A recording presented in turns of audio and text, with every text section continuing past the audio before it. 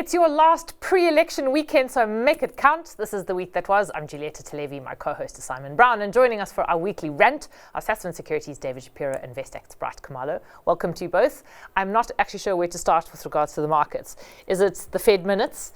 Is it the copper price at an all-time high? Is it Nvidia day? Nvidia hoisting off the market? Which is it? I mean, David was gone for 2 weeks. Market up, every single day he's gone. He comes back, market down for 2 days. What's happening? We're going to pass the hat around and send David back to Australia.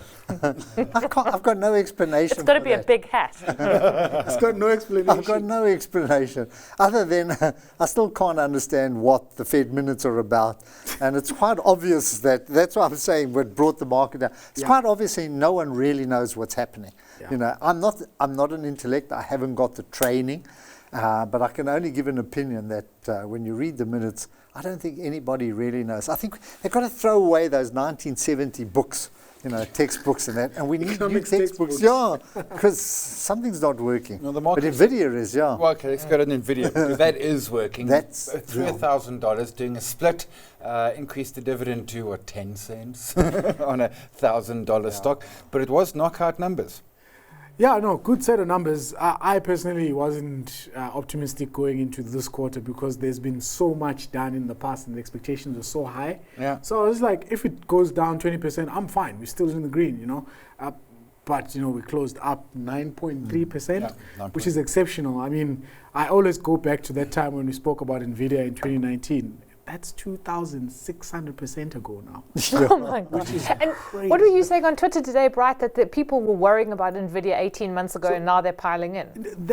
That's another thing that doesn't make sense. People couldn't spell Nvidia 18 months ago. Okay? Look, I couldn't. And when they looked at the share price, they were like, ooh, this thing ran. It's too risky. Not getting about it now. $400 then? Correct. No, it was 312. Sorry. 2022 was 312. No, it was nothing. It was 120 or something like that. That was what I put in. If we had a proper producer here, we'd have the chart up on there. That's the producer. I can't fight the producer on television. But you'd be listening and say, oh, Nvidia, let's put the screen on. And they're going to do a 10-for-1 stock split, which changes nothing except it juices share prices. If you listen to Jensen Huang, I don't know, Huang. If you listen to him, he said the next industrial revolution has begun. Now, when you understand that explanation, he said it's got nothing to do with food or commodities, it's got to do with technology.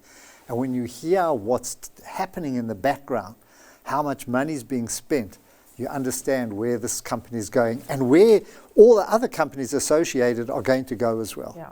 Okay, you mentioned commodities, and I have to mention commodities because I'm a Luddite.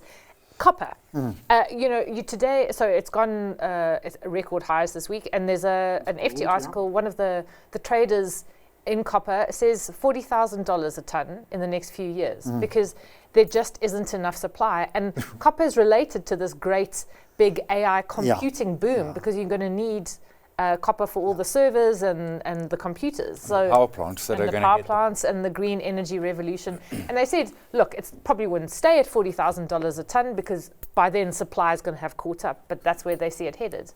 In which case, I read a Lex column buy anything in the FT. I think it was a day or two ago. It said the demand isn't there. And there's plenty of supply. Damn it. And that's why the copper prices come all the way crashing. It says those people waiting for it to go up to that level are going to be very disappointed. So I'm quoting the Lex column. I'm not quoting the argument that there was a bit of a squeeze on, or short, because LME and CME cut out Russia.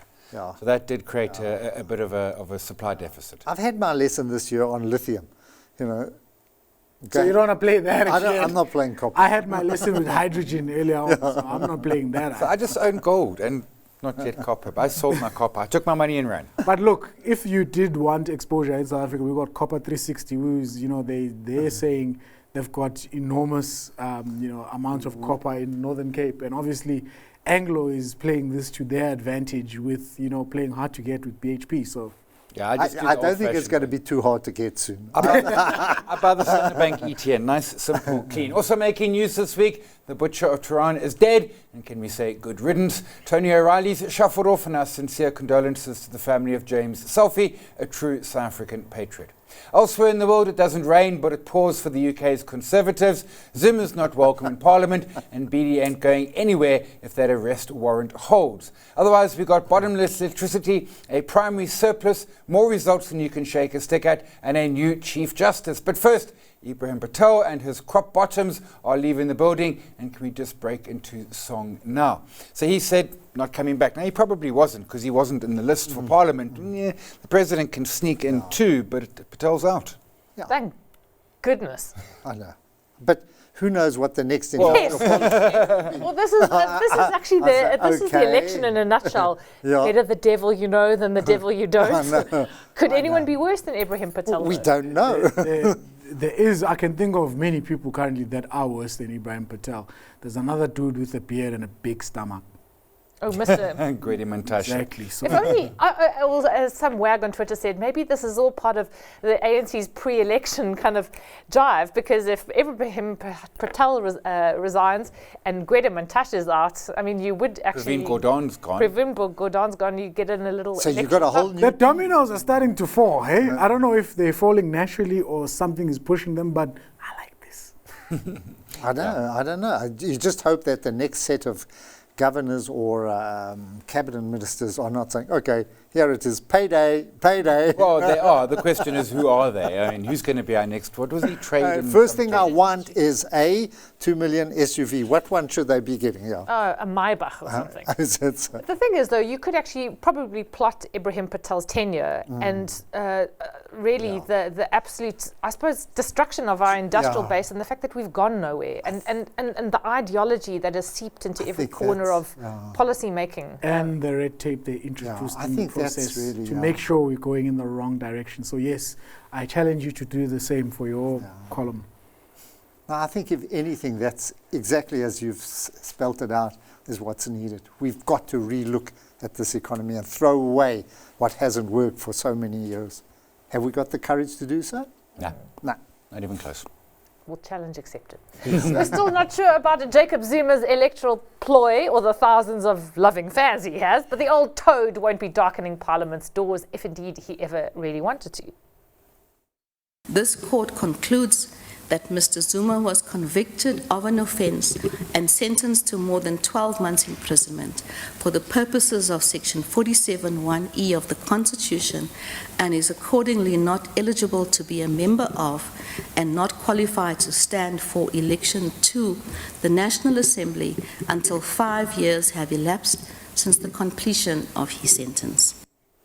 I like the comments from the MK speaker saying, well, 8 of those judges that were presiding in his case had ought to recuse themselves. I was like, what? They don't do any business with him. They don't care for him. Well, they're because impartial. they're sentenced to before.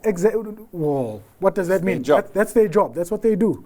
So I thought that was rather, I don't know, a conniving way of looking at the law. Because, I mean... Oh, come on.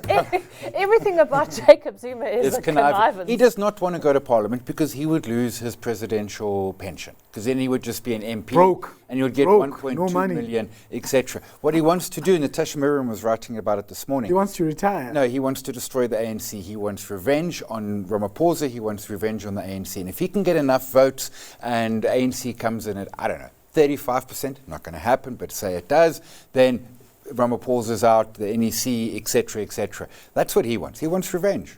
There's a lot of people that want revenge against the ANC, so he must just join the line. Well, he has started a new one. The thing is, what does this mean for the MK's prospects next week, and what does it mean for KZN, which is already today, there's a huge snarl up on the N3 because it seems as if there's a big protest, people related to the MK party. Protesting that he can't go to Parliament. I don't actually know. But I feel like MK is going to make KZN a bit of a living hell. I don't know. I think we've gone through that part, and I hear a lot of people saying the same thing. I think we're more prepared this time. We're not going to see a standstill in KZN, and I mean, the cops know about this. Everyone is aware. Their security is tight everywhere you go. So I wouldn't go back to COVID days and be Chicken Little and saying the world is ending. It's not going to they were clearing that blockage within an hour or two. The one on the N3 outside everyone Pavilion. is prepared because we've been through this before. Yeah. Yeah. Okay. Yeah. 2 KZN boys, yeah.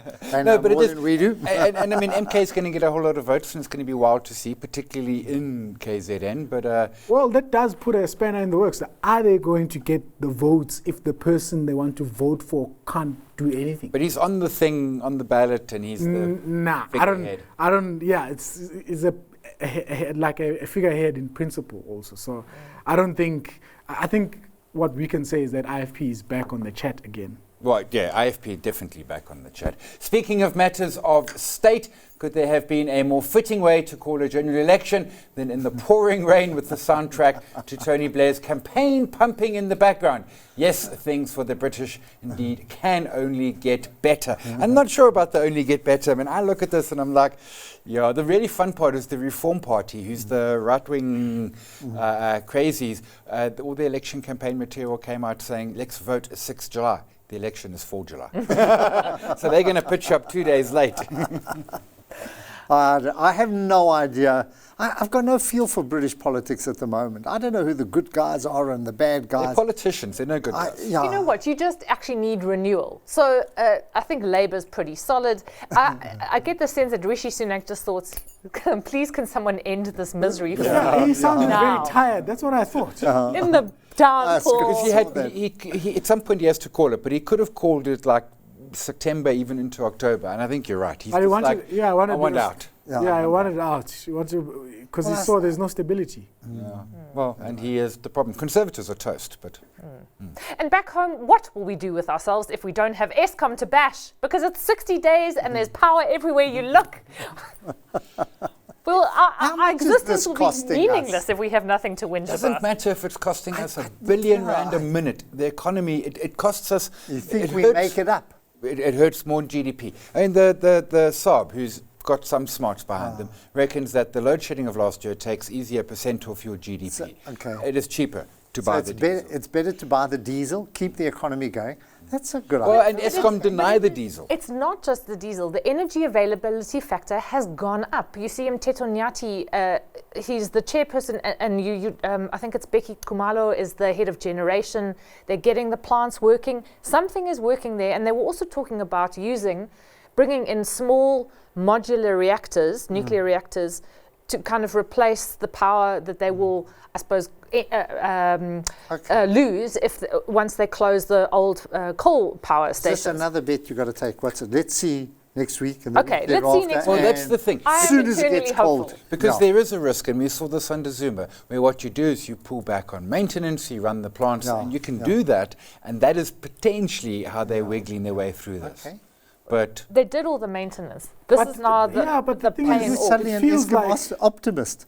No, I'll take it. She's just using basic reasoning here, backed with fact. No, I'm buying your story because I mean, All right. some of the puppet masters that were the biggest hindrance in anything being done in Eskom, they're sort of tired and sick. Yeah. So they're not there. There's only one remaining, but he hasn't been really at Eskom and putting all his eyes there because he's busy campaigning for the Russians down in Petro SA. So he's a little distracted. So yes. Yeah. So Thank you, Mr. Mantashe. Yes, so Thank you a lot. there's something is going on there because the parents are not there to disturb the peace. we'll take it. After the break, results galore and another first for the record books.